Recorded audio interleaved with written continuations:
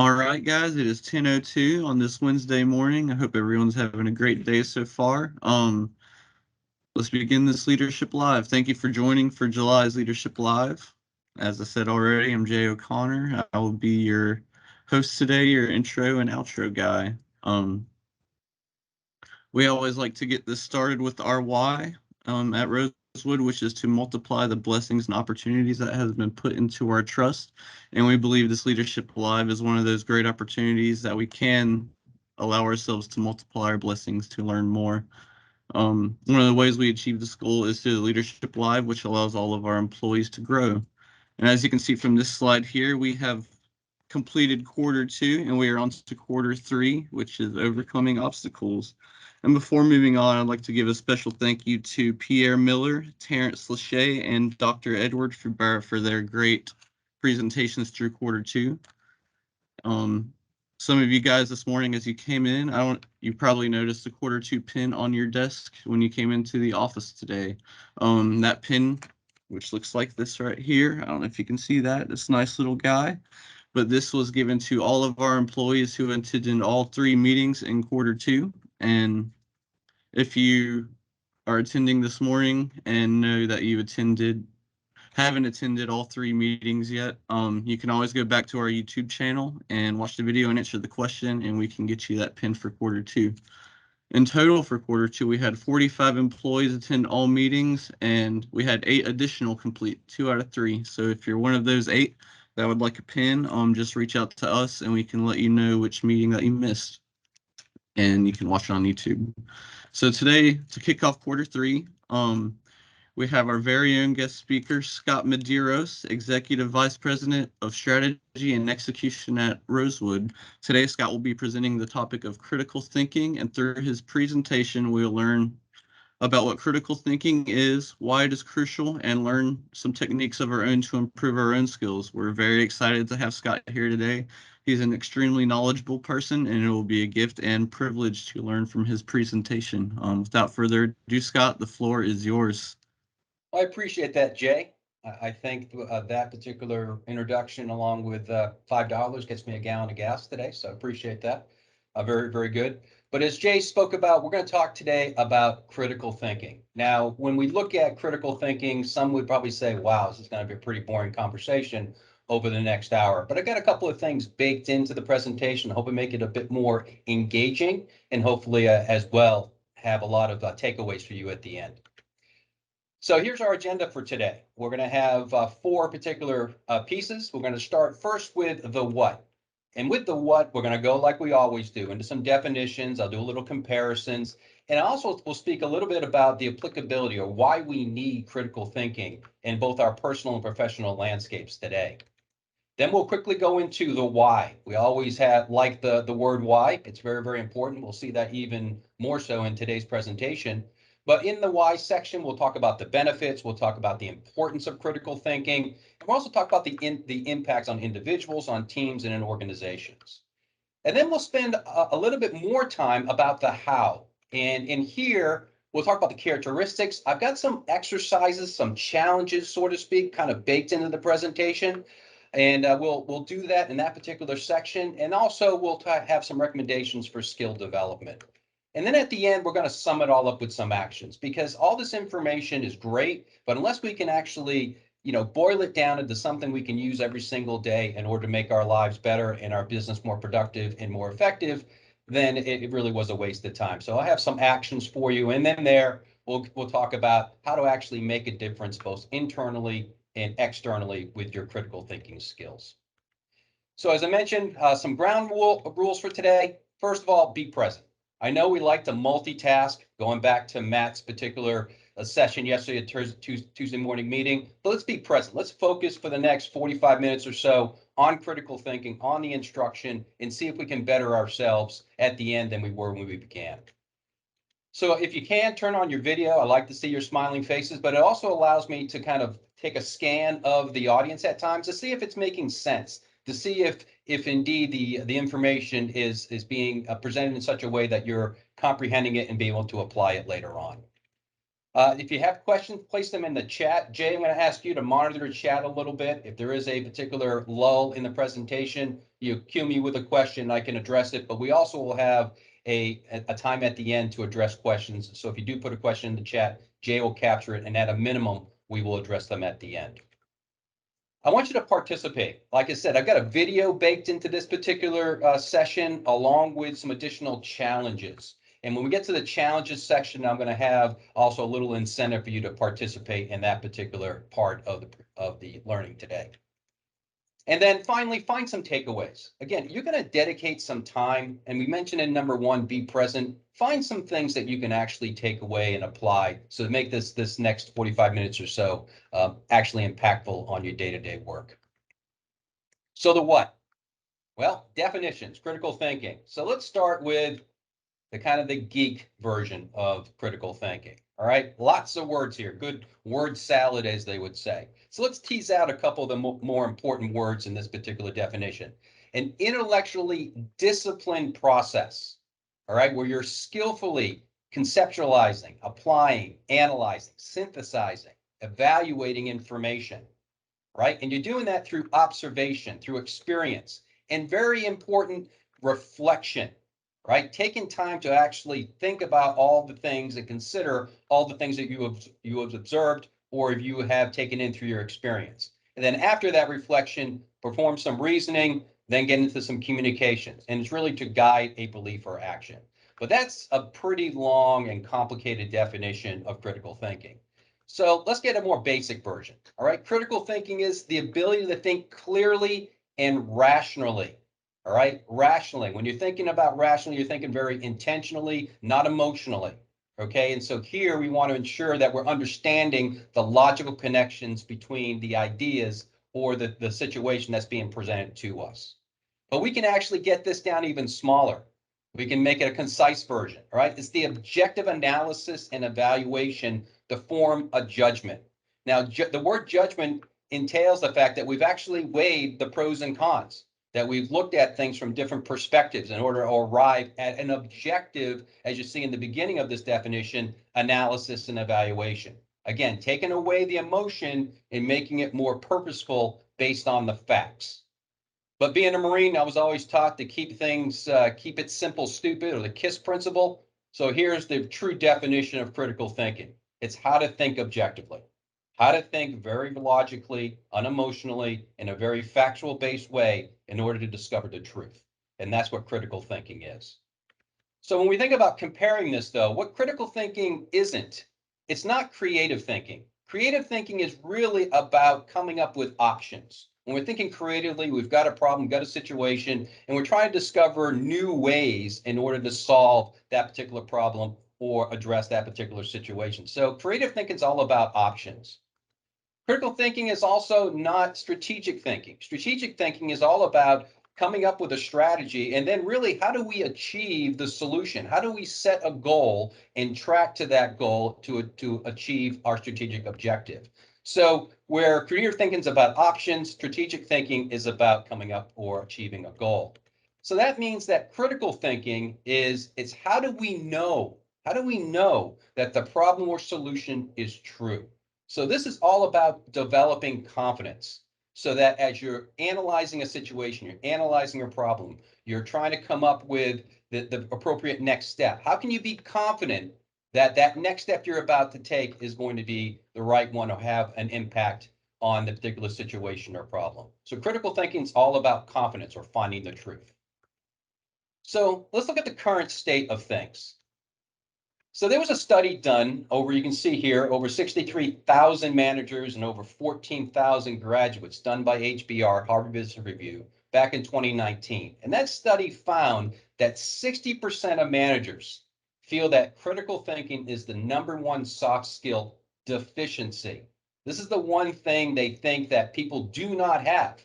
So the majority of managers feel that their direct reports don't have good critical thinking skills. So the current state says that we need to do more time, effort, spend more time, effort, and energy on critical thinking. Now, also back in 2019, the Wall Street Journal did some analysis. And what they did is they went out to 200 different colleges And they gave an appropriate test, it's around 90 minutes long, to freshmen when they first came in their very first semester. And then they gave them the same test again in their senior year in the final semester. And what they found is little or no improvement in critical thinking over 4 years of university study. That's pretty amazing to think about. You just invested 4 years of your life and really didn't have any measurable improvement on your critical thinking skills. Now, the colleges in that 200, you may be curious, there are colleges such as the University of New Hampshire, the University of Kentucky, Miami University, the University of I was going to say, yeah, it is my University of Miami in Ohio. And then also we had Yale was in there, as well as University of Texas. So some pretty well-named colleges were in this particular study. But they found that the average graduate had little or no improvement after 4 years of university study.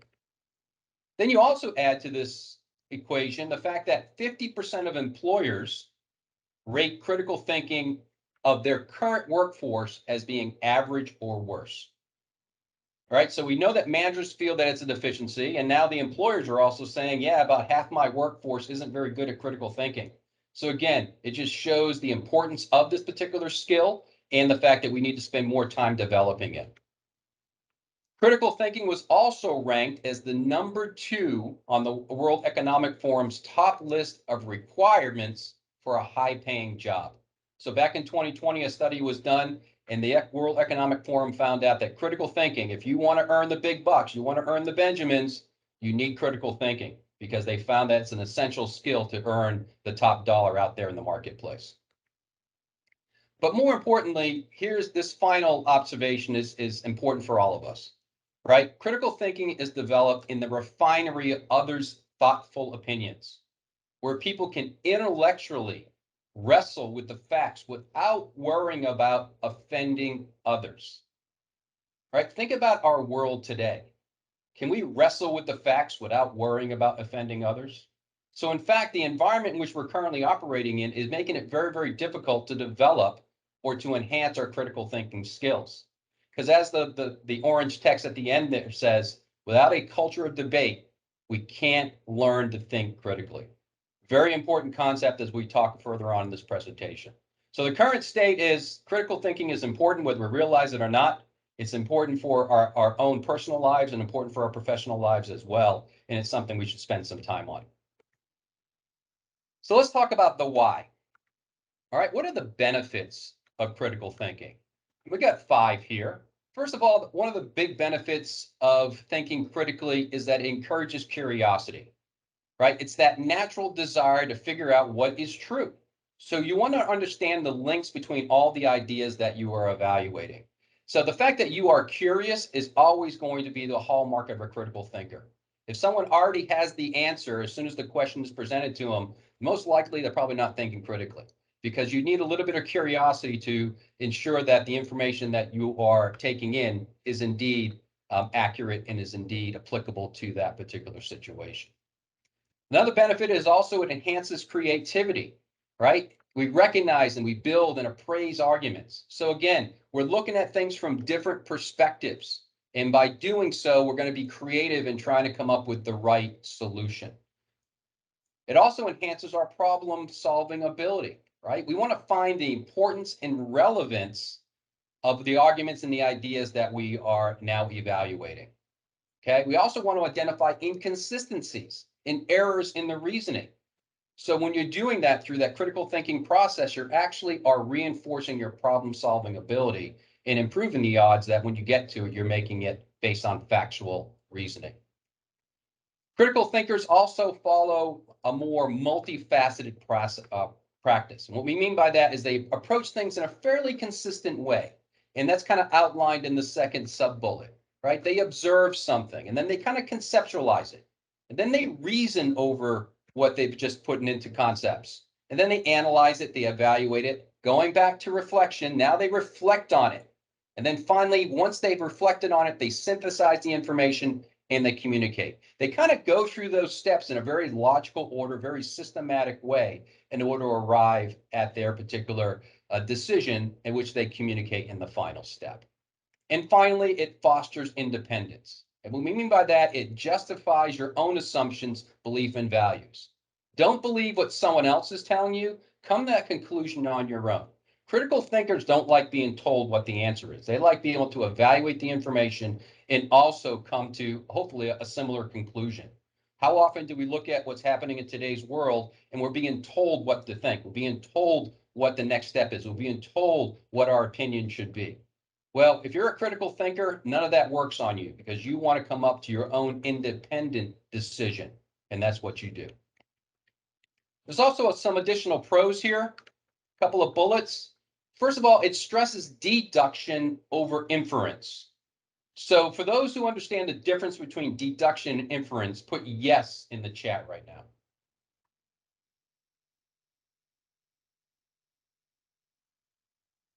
I want to see if number one, people are listening and whether or not people understand the difference. All right, we got one yes. All right, I'm not seeing it, scroll up like there we go. Now we're seeing there.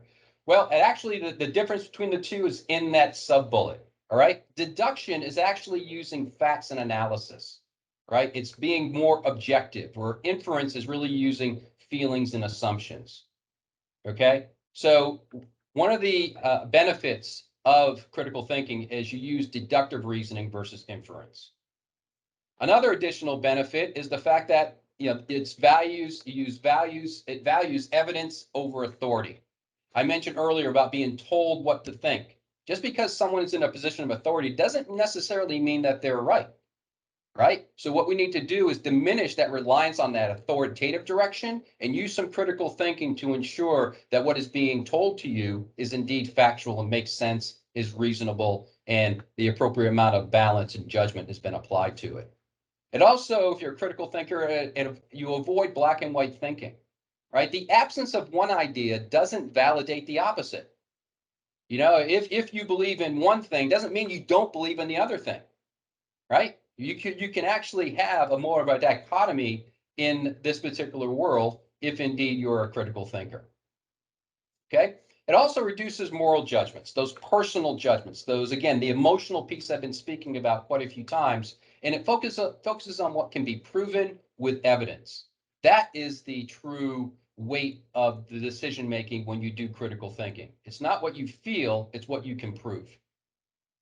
And then finally, the last two are it challenges labels. So if you're thinking critically, you're not going to be susceptible to stereotypes or assumptions or biases, again, because you're looking at things much more objectively.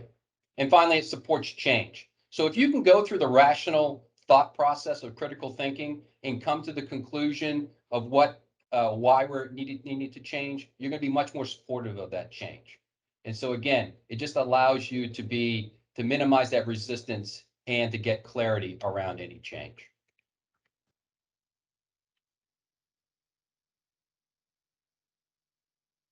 So, critical thinkers. Here's where we're going to have a little bit of fun. So, I am going to offer up a $25 Amazon gift card with the ability to double that amount to $50 in a little contest. Because what's going to follow through this particular section are going to be some examples and some tests, if you want to call it that, some evaluations. And I want to have a little friendly competition. And so I want 3 contestants. And if you want to be a contestant, and by the way, everything that you're going to need, it will be talked about during this presentation. If you want to be a contestant, and I'm going to take the top 3 or the first 3 that pop up in chat, put the title or the subject of yesterday's Tuesday morning meeting in the chat.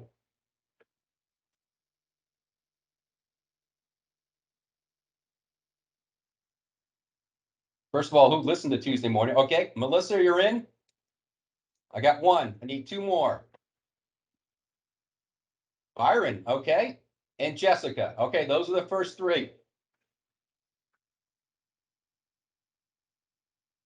All right, that's it. We're done. We got 3. So we got Melissa. Hold on, let me go through here, make sure the timestamps are right. Woo, according to my screen, I've got Melissa, Danielle, and Benjamin. That makes I can sense? second that. I have the same three. Same three? All right. So Yes, sir. Melissa, Danielle, and Benjamin, you are going to be my three contestants. So as we go through these different scenarios, at the end of each scenario, I'm going to ask you for your answer to place in the chat, and that way I can keep score on how we're doing. And then at the end, depending on who wins of those three, I'm going to give the person who's the winner the opportunity to double their money at the end from that $25 to $50 Amazon gift card. So you'll get it instantaneously after presentation. All right, so let's get started. So first of all, if you're a critical thinker, what you're going to do is you're going to receive and seek inputs from a variety of sources. You want diverse viewpoints. That's what you want to do to be a critical thinker. And so what you want to do is you want to see the big picture, but you also want to see the details. And so our first little fun video is going to be this one. And this is going to be what we call monkey business. Now, some of you may have seen this before, and actually, Melissa, Danielle, and Ben may in fact have seen this before. So this particular video is not part of the competition, but it is interesting. So let's take a look. The monkey business illusion. Can you hear that, Jay? Count how many times the players wearing white pass the ball.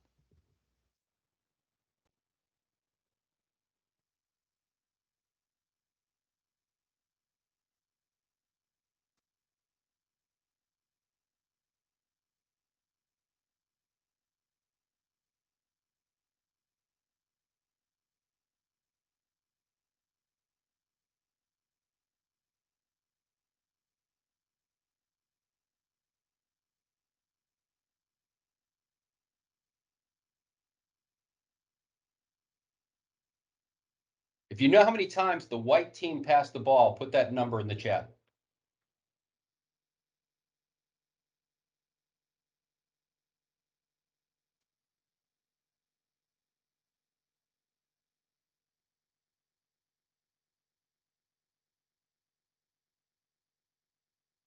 Yeah, Melissa's got 8, Byron 16. Okay, going on down through. All right, great. Those who are looking, here comes the answer. But also be interested in the next piece of this video. Listen up. The correct answer is 16 passes. Did you spot the gorilla? For people who haven't seen or heard about a video like this before, about half miss the gorilla. If you knew about the gorilla, you probably saw it. But did you notice the curtain changing color or the player on the black team leaving the game? Let's rewind and watch it again.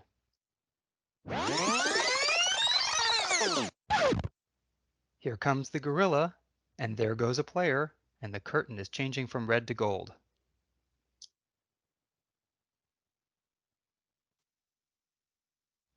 When you're looking for a gorilla, you often miss other unexpected events.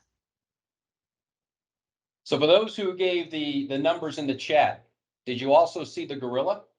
Or were you so focused on the white team that you missed a gorilla coming out in the middle of the event, beating its chest, and then walking out stage left? And if you did see the gorilla, did you also notice that one of the black players left the game? And also that the curtain behind them changed color. All right, I got a couple that say yes, they saw all of those things. If so, you've got very, very good ability to see both the specifics as well as the general situation. And the reason that that's important to us is, you know, we want to understand that there's a lot going on around us. And sometimes we don't understand how much we're actually missing. All right. So the solution is to leverage a variety of viewpoints. If you had one person who's focusing on the white team, one person focusing on the black team, then chances are you probably would have picked up the gorilla. Number one, because you were focused on the color black and the gorilla was black and therefore you picked it up. Also, you could have had someone who was looking at nothing but the external environment, not even keeping track of the players, but just trying to note any changes in the external environment. That person would have picked up the fact that the curtain in the background would have changed. So the fact that you have different people with different perspectives all working together says that chances are going to be improved that you're going to capture all the essential information in order to put into your critical thinking equation to come up with a truthful and accurate and well-reasoned solution.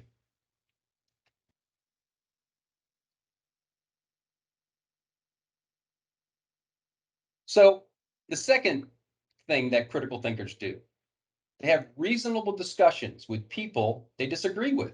In other words, they have a healthy debate. So with this, we're going to do another little exercise. And again, this is not part of the competition. The ones after this will be. What we're going to do is we call what we say two sides of a 20.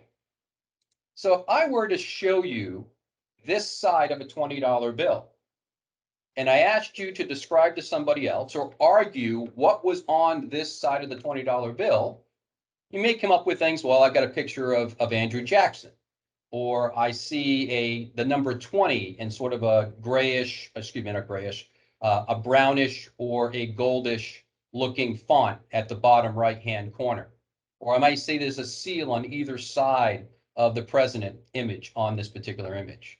And you would absolutely be convinced that that is what you're seeing right here on this particular 20. But then if someone's looking at the other side of the $20 bill and you ask them to describe what they're talking about, they say, I see the White House. And you're looking to on the front side saying, what are you talking about? White House, I see a president. You're talking about the White House. And you can say, I don't see a number 20 that's in a different color font. And I don't see seals and all those sort of things. But the bottom line is, you all are talking about the same thing, a $20 bill, only from different perspectives. And the question is, if you're looking at one side and the person's looking at the other side, can you have a healthy debate and actually get to the point to understand that you're talking about the same thing, only from two different perspectives? So are you debating about the same thing? When you're thinking critically, part of that curiosity that you're going to have with the person you're perhaps debating with or getting information from is, are you talking about the same thing? As Stephen Covey says in The 7 Habits of Highly Effective or Highly Successful People, seek first to understand, then to be understood. Ask that question. Be intellectually curious before you start coming to conclusions. What's our third thing that critical thinkers do? Well, they learn to let go of paradigms. In other words, they think outside of the box. They challenge traditional and common thinking. And here's our first exercise as part of the competition.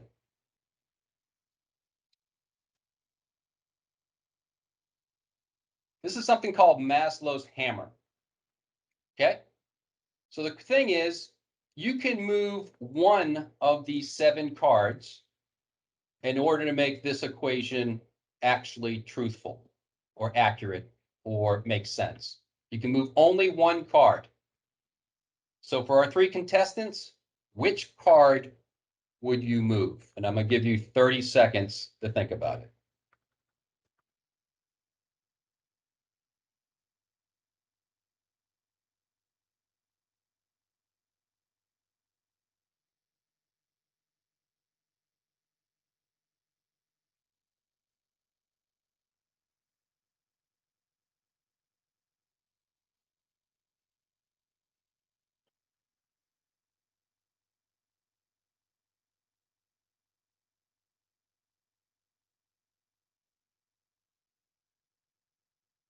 All right, for our 3 contestants, put into the chat, which card would you move to make this equation correct?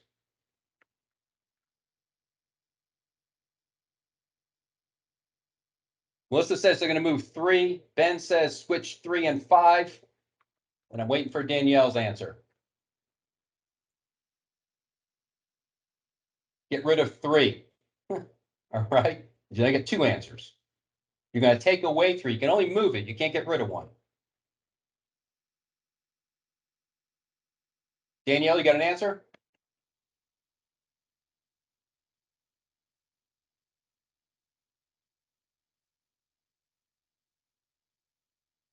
No? Jay, do you see an I'm- answer from Danielle? I'm not great at puzzles. I'm trying to consult, as you said in number one. Different Elmer perspective? says to move card number 7 to the left of the equal sign. Is that what you said, Elmer? Okay, you're moving card, so your answer is That's what I'm 7. going with. Yeah. All right, so Melissa says 3, Jay says 3, especially switch 3 and 5, and Danielle says 7. Well, unfortunately, you're all wrong. And the answer is card number 2. You're actually moving the card up to create the equation you see below. 3 to the 3rd power, or 27, plus 3 equals 30. And why did many people miss that? Why do you think? Well, most likely because they have a mental model in their head, and they're thinking of an equation from left to right.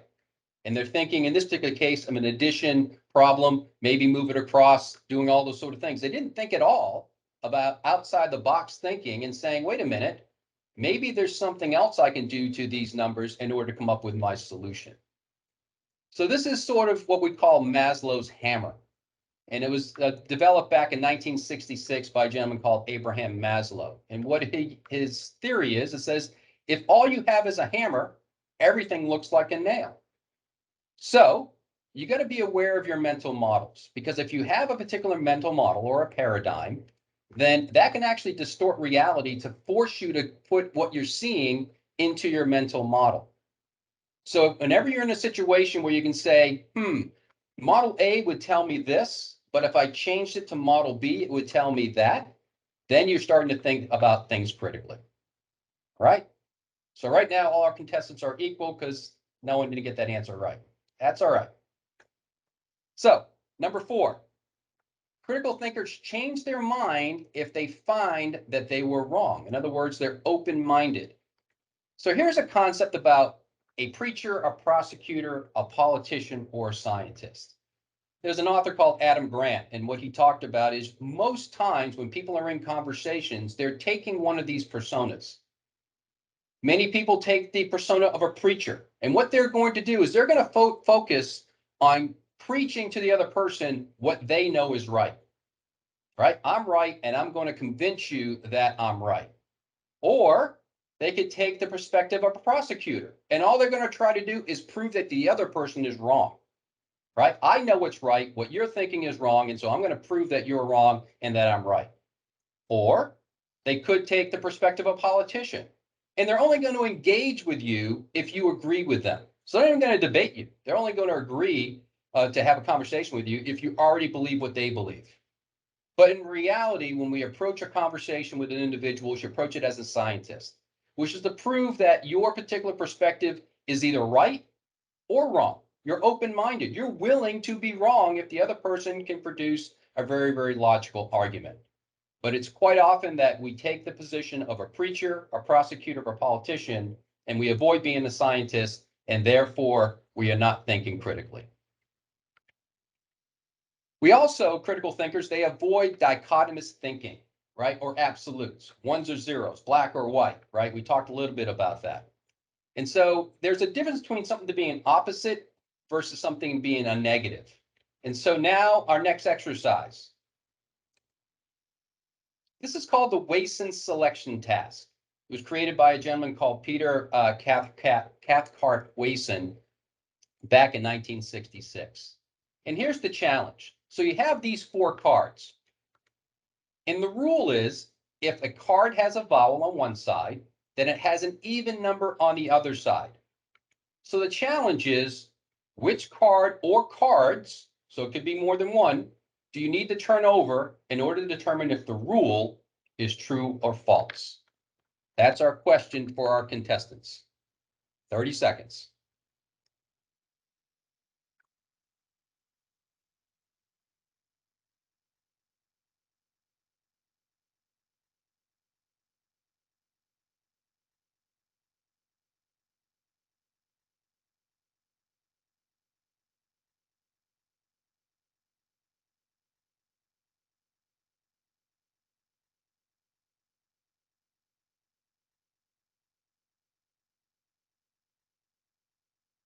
All right, contestants, which card or cards would you move? Melissa says A and 4, okay? Danielle's probably consulting her team. That's all right. Ben, what do you say? Which cards? No, Danielle, you can't turn over all of them, but I'll take that as your answer.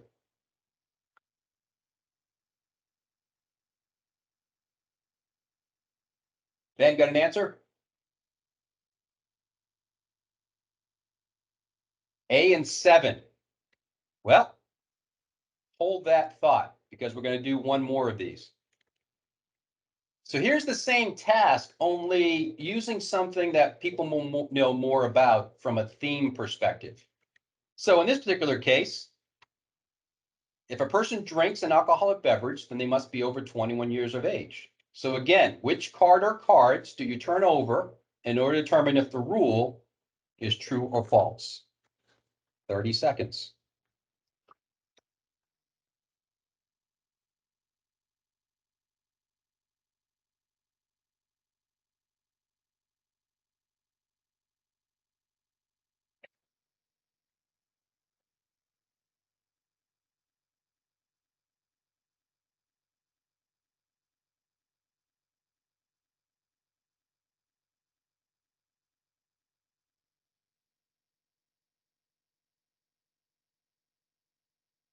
All right. What do we got? Melissa says 22. Danielle says drinks beer. Waiting for Ben. And I got a feeling that Ben is out there searching Mr. Google. Coke and 17. Okay. So here is the first answer. Do we turn over the A card? Yes, we turn over the A card. But why? Well, since the card has a vowel on that side, we've got to turn it over to verify that there's an even number on the other side. And if so, the rule is true. And if not, the rule is false. How about the D? Nope. Nothing's gained. The rule says nothing about having a consonant on the side of the card. So why would you even turn it over to prove that something's on the other side? How about the 4? Nope. Here's the reason, right? Even though the card is even, so the rule is already upheld because it says that if you have a vowel on one side, then it has an even number on the other. So it's an even number. So if the rule is true, then it's going to have a vowel on the other side. The rule makes no mention, though, of whether or not an even number can have a consonant on the other side. It just talks about whether or not if it's a vowel. So you're not going to gain anything by turning over that card. But finally, you would gain something if you turn over the 7. So well done, Ben. And it's because the number is odd. So it's necessary to verify that the vowel is not on the other side. Because if there was, then a vowel on the other side, then that means the rule is true. Excuse me, the rule is false.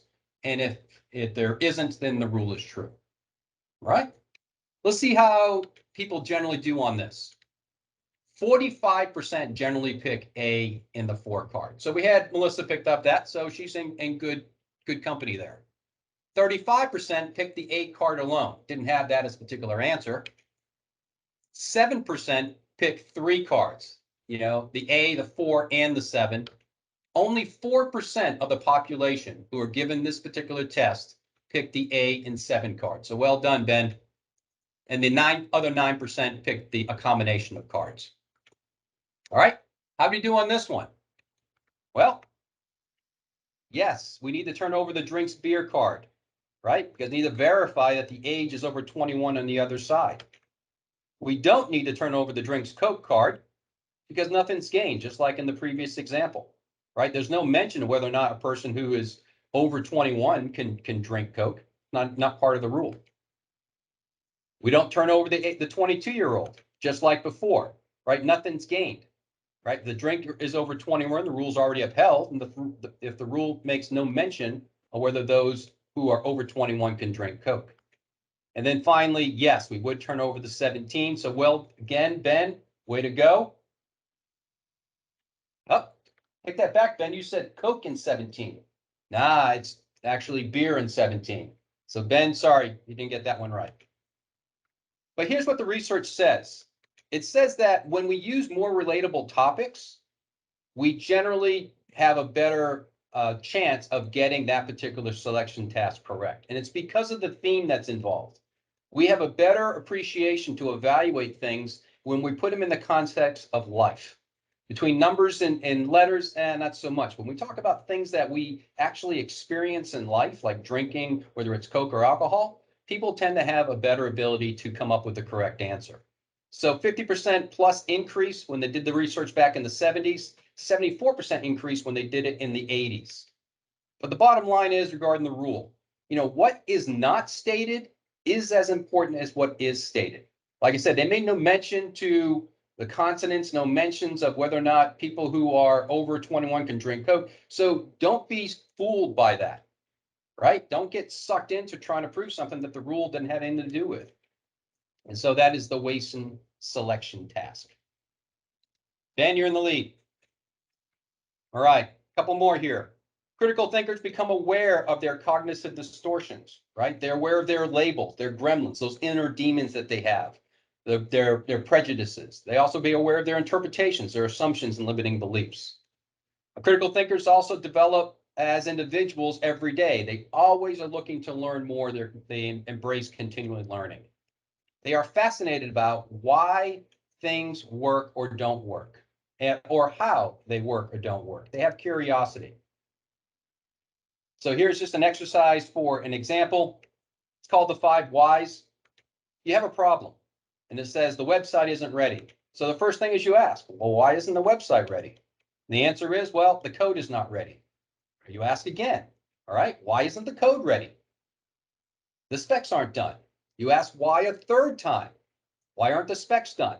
Come to find out there's a disagreement on features. You ask why a fourth time. Why aren't the features agreed? Come to find out there's no decision from leadership. You ask it a fifth time. Why is the decision delayed? Meaning from leadership. And you come to find out that there's no return on investment data. So they can't make the decision.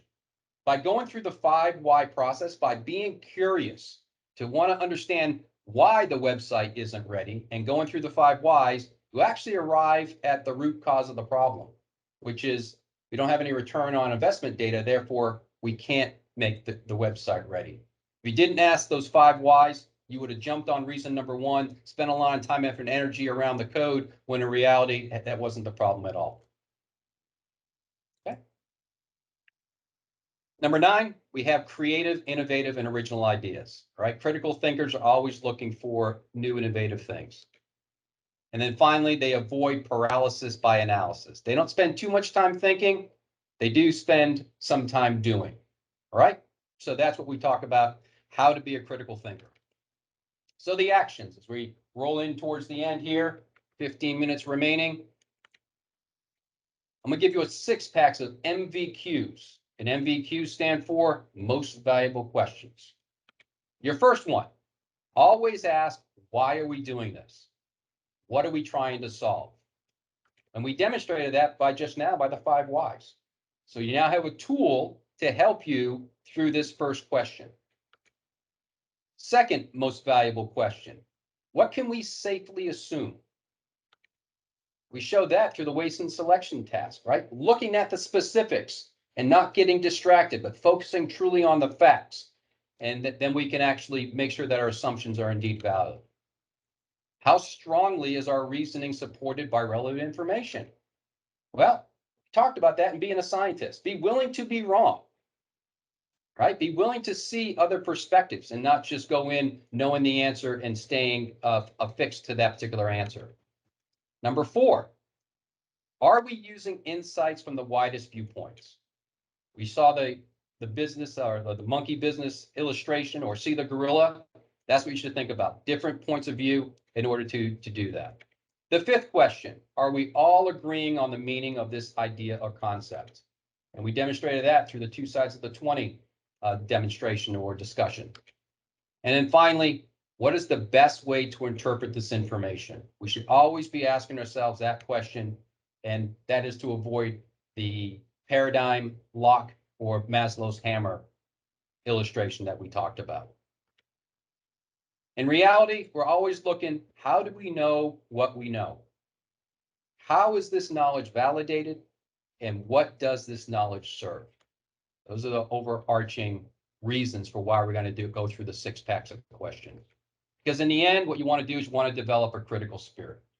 You want a mind that knows how to doubt at the right moment without sinking into mistrust. So before we get into the double or nothing, Ben is going to be our winner. He's going to have the opportunity to double his money here in a moment. But are there any questions on critical thinking? So Kathy, can critical thinking be learned? How? Is there an assessment to see if you're a critical thinker? There are a series of exercises like the waste and selection task and others that you can go through critical thinking. If you go out there and put a search in Uncle Google, it will come up with some assessments that you can do. It's something that more and more employers are starting to look at. I've taken some of the assessments. Some of them are pretty basic. It wouldn't be as difficult as the waste and selection task, but there are ways that you can develop that particular critical spirit. And again, the tools are out there. But it is something you're going to have to work at continuously, continuing learning, as we talked about a moment ago. What else we got there, Jay? Amy, you're absolutely right. Why? So kids are naturally curious, right? They use the 5 whys all the time, and maybe the 15 whys. But that's the reason why, is because they are curious. They want to learn. And so they're learning critical thinking at a very young age, naturally. Any other questions in there, Jay? Not yet. All right. So let me come over here. Just a couple of resources before we talk to Ben and put them under the gun. All right, here's what I use. There's a lot of good critical thinking out there. Going to Kathy's point, there's some good training out there on LinkedIn Learning if you do have access to that particular application. There's some articles here. You can get the Harvard Business Review, great source of information. And there was a book that I've read many years ago called Critical Thinking by G.S. Baker. So you can do that. All right, so Ben. Sorry to interrupt. We did get another question from Elmer. Yep, He okay, asked, Elmer. is there a place and time when to ask the why questions, or should they always be asked? I think they always should be asked, to be honest with you. Again, because it's natural, the natural curiosity. And you can go through them quickly. It isn't going to take a half an hour. It's going to take a couple of seconds, right? Ask the question, boom, boom, boom. All right, I fully understand. Tell me more about this. Yep, I understand, going down through. So yes, I would always use them. All right, Ben, come up on, let me hear your voice. I'm beginning to think this was a mistake. A little bit louder, Ben, can't hear you. Testing. There you are. Better? Okay. All right, a little bit better. All right, Ben, you now have $25 in an Amazon e-gift card. We can double that to 50 based on your answer to the next question. The subject is going to be Rosewood, okay? And I will say that the answer to the question has been spoken about as part of this presentation, okay? Now, the question to you is, how much are you willing to wager of that $25? You want to wager the full 25 and double your money with a correct answer? Or you want to wager a lesser amount, and if you're wrong, your 25 will be reduced by that amount? Okay, so you're doubling whatever I bet. I'm doubling what you currently have You're at a matching maximum, just like Jeopardy. Okay. How much you want to wager? As a college kid, how much of my $25 do I want to lose? There you go. I'll say let's do 10. $10. All right. Your question is, and you're going to put the answer in the chat. What is Rosewood's purpose or mission?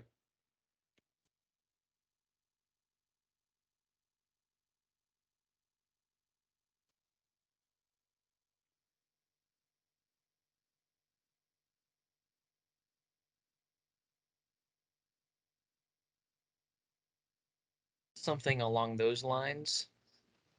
Something along those lines. Let's see. To grow and multiply the blessings given to us. Unfortunately, close, but no cigar. Right? Dang it. So you have now knocked yourself back down to $15. But it's to grow and multiply the blessings and opportunities that have been put into our trust.